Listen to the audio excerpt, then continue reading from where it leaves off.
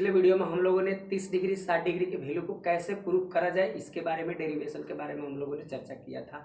और साथ ही साथ 30 डिग्री के साथ साथ 0 डिग्री और 90 डिग्री के वैल्यू को भी हम लोगों ने देखा था। आज हम लोग ऐसे इंपॉर्टेंट पॉइंट्स के बारे में चर्चा करने जा रहे हैं जो कि इसके बिना आपको टेबल तैयार नहीं कर सकते। यानी कि जो टेबल आपका आता है 0 से लेकर 90 डिग्री का जो वैल्यू है, अगर उसको लाना है, उसको अगर आपको अच्छे से प्रेजेंट करना है बाय कंसेप्ट, तो आपको इन सभी पॉइंट्स को ध्यान में रखना होगा। मतलब इन पॉइंट्स के बिना आपको उस टेबल को तैयार करना पॉसिबल नहीं है, यानी कि आप नहीं कर सकते न के बराबर। ओके, तो आइए हम लोग जानते हैं कि क्या है वो सभी पॉइंट्स क्या है। तो यहां पर लिखेंगे हम लोग बाबू सम इम्पोर्टेंट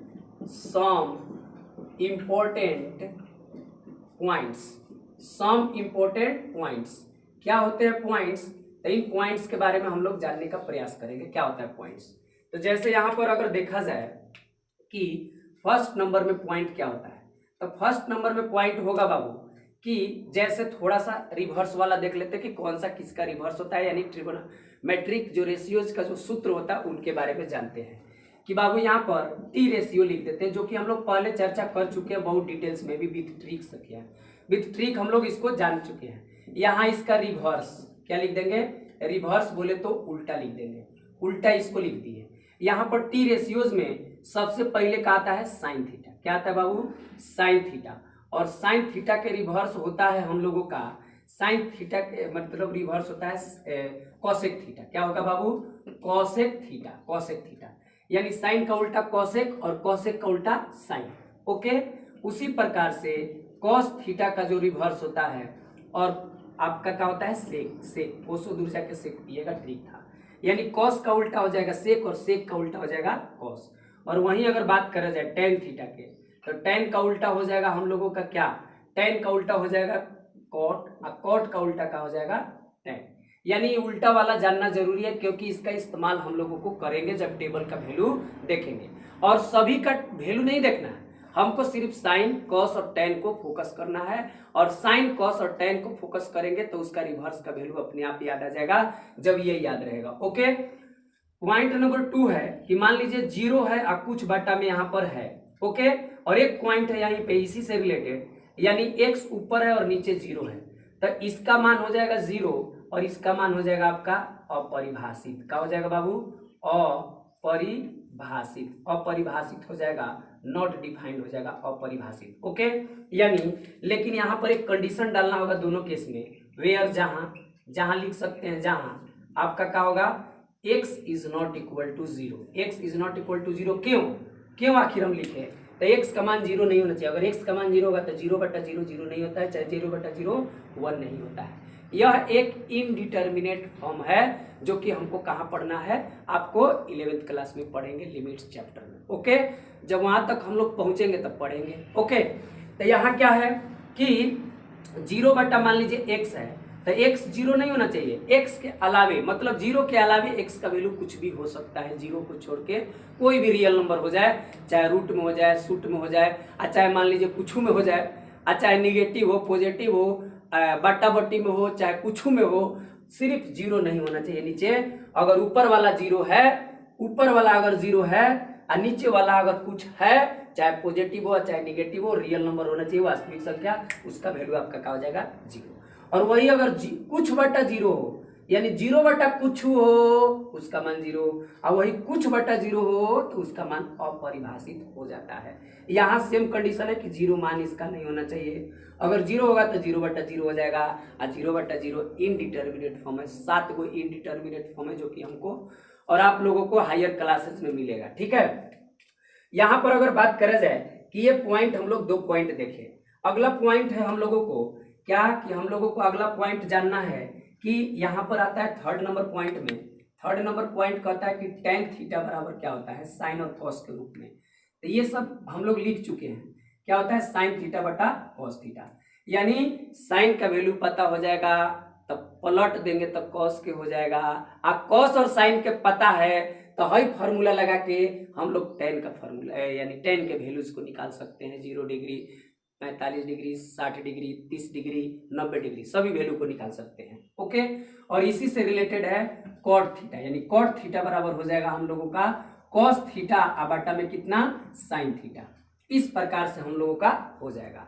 और वही अगर बात करा जाए 4 नंबर में कि 4 नंबर में क्या है, तो थोड़ा ये है पाई, और इस पाई के जगह पर मैंने इसको पाई नहीं रेडियन में लिख देंगे इसको, यानी ये बराबर होता है 180 डिग्री। यानी अगर मान लीजिए हम लोगों के पास आता है कि अगर मान लीजिए साइन 45 डिग्री का वैल्यू आता है, क्या आता है, साइन 45 डिग्री का मान आता है, तो हम लोग इसको क्या लिखेंगे, अगर यहाँ पर साइन 45 डिग्री का मान आ जाए तो साइन 45 डिग्री का हम लोग क्या लिख देंगे यहाँ पर, बोलिए साइन 45 क्या आ जाएगा, तो हम लोग तो रख ही देंगे पिछला वीडियो में, लेकिन साइन 45 नहीं, हम बोलना चाह रहे थे साइन पाई आ जाए, ये या पाई बाई 4 आ जाए, पाई बाई 3 आ जाए, पाई बाई 6 आ जाए, पाई बाई कुछ आ जाए, तो क्या करेंगे हम लोग, ये पाई जो आ जाए तो पाई के जगह पर हम लोग 180 रखेंगे। क्योंकि ये क्यों ऐसे रखा जाता है थोड़ा समझ लीजिए, सिंस पाई रेडियन, ऐसे सी से रेडियन बराबर 180 डिग्री, यानी डिग्री और रेडियन में संबंध होता है। दैट मीन्स एक रेडियन अगर बात करा जाए तो होगा 180 डिग्री बटे पाई, 180 डिग्री का हो जाएगा पाई, यहाँ से चेंज कर सकते हैं रेडियन को, और वही 1 डिग्री बराबर, तो है 1 डिग्री निकालेंगे तो पाई बटे कितना आ जाएगा 180। इस प्रकार से आता है। मतलब आपको ये सब आलू जालू नहीं याद रखना, सिर्फ ये ध्यान रखना कि पाई रेडियन बराबर 180 डिग्री, यानी रेडियन और डिग्री में कैसे चेंज करें ये भी आपको हायर क्लासेज में मिलेगा। लेकिन यहाँ पर थोड़ा सा कभी कभी सवाल ऐसा दिखाई दे देता है, तो हम लोगों को देखना होगा कि पाई जब मिले तो उसके जगह पर 180 डिग्री समझना होगा। ओके, ये भी आपका वेरी इंपॉर्टेंट पॉइंट है। आगे आइए, अगर बात करा जाए यहाँ कि अगर यहाँ जीरो का उल्टा, जीरो का अगर उल्टा करते हैं, जीरो का उल्टा करेंगे तो मान लीजिए एक यहाँ पर छिपा हुआ है, तो उल्टा करेंगे तो जीरो का उल्टा करेंगे तो मान लीजिए यहाँ 1 है, तो उलट के ऐसे ना आ जाएगा जी, और ऊपर एक कुछ बटा जीरो, कुछ माने जीरो नहीं होना चाहिए ऊपर भी, यानी कुछ बटा जीरो हो, लाइक दिस, इस प्रकार से हो, तो हम लोग क्या लिखते हैं, इसको अपरिभाषित लिखते हैं। क्या लिखते हैं, अपरिभाषित। और वही अगर बात करा जाए, अगर 6 नंबर पॉइंट में बात करा जाए कि अगर इन्फिनिटी है तो इन्फिनिटी का उल्टा क्या हो जाएगा, इसका इन्फिनिटी का उल्टा क्या हो जाएगा, तो इन्फिनिटी का उल्टा हो जाएगा हम लोगों का जीरो हो जाएगा, जीरो का उल्टा इन्फिनिटी, इन्फिनिटी का उल्टा जीरो। मतलब इन सभी पॉइंट्स को जानने के बाद, इन सभी इंपॉर्टेंट पॉइंट्स को जानने के बाद जो टेबल हम लोगों का जो तैयार होगा उसको आसानी से हम लोग कर सकते हैं। ठीक है, और थोड़ा बहुत आपको रूट के बारे में जानना होगा कि कोई भी अगर संख्या हो तो इसको बाबू स्क्वायर रूट पढ़ते हैं। क्या पढ़ते हैं, स्क्वायर रूट के बारे में पढ़ते हैं। स्क्वायर रूट, इसको हिंदी में कहते हैं वर्गमूल।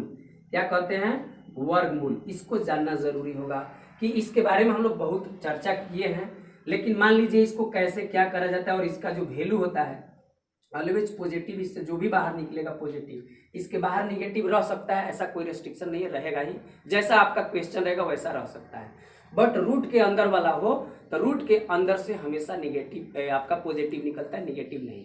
अगर रूट के अंदर निगेटिव हो तो वो हो जाता है इमेजिनरी नंबर, और इमेजिनरी नंबर को रियल नंबर में बदलने का होता है आयोटा लगाते हैं, जो कि आपको इसको भी 11th क्लास के कॉम्प्लेक्स नंबर यानी सम्मिश्र संख्या में पढ़ना है।